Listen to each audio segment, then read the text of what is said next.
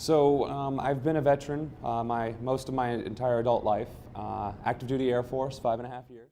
So I'm just a guy who's really concerned about the state of our nation. And as a veteran, I take that very seriously and very personally because I swore to protect and defend our Constitution. If I was the DNC chair today, I mean, things would be very different.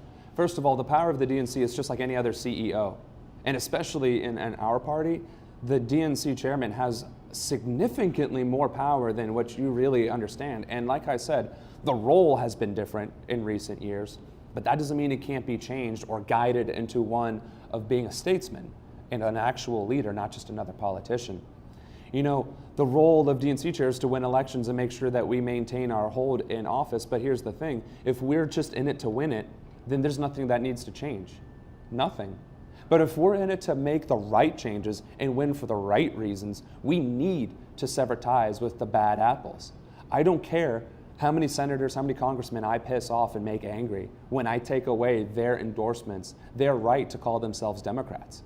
Because what they are doing is not representative of myself, you, or anyone else in the country when they rubber stamp Trump cabinet picks, when they get in the way of passing legislation that would make our lives easier, when it would lower the cost of medicine, to make access to healthcare easier, to lower the tax and interest rates of student loans, making our role as an employee more strong and prominent, to give us a stronger voice for our rights, to get paid more, to have profit sharing, to have a better retirement system.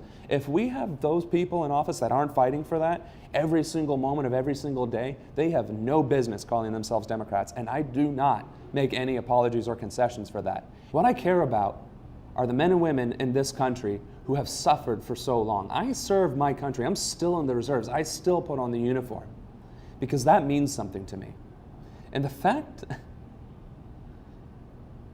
that our leaders in Congress, our governors, our state legislators don't seem to get that we need a voice and that we have every right to freedom and prosperity just as much as the 1%, and that we're being ignored, the fact that that isn't through their thick skulls yet bothers me, and that's why I'm here. I'm not here to just slap the establishment and the man and raise my fist and be an angry millennial. I'm here to make a difference. We need change. We have to stand united. We have to step up to the plate. And I'm trying to show you unequivocally, beyond a shadow of a doubt, that if I can do it, some guy out of Ohio sitting next to Keith Ellison with a sweater and still being able to talk truth among these people without any other power, without any other sort of setbacks or anything holding me back, then you can too. And that's what it's about. You have the power. You always have. You just have to remember it, and you have to act on it. So with that being said, I'll take a few minutes to shamelessly advertise my social media. You can find me at Ronan for DNC on Twitter and Facebook. My YouTube is Samuel Ronan. It should be the top thing whenever you type it in now. And my website is also www.ronanfordnc.org.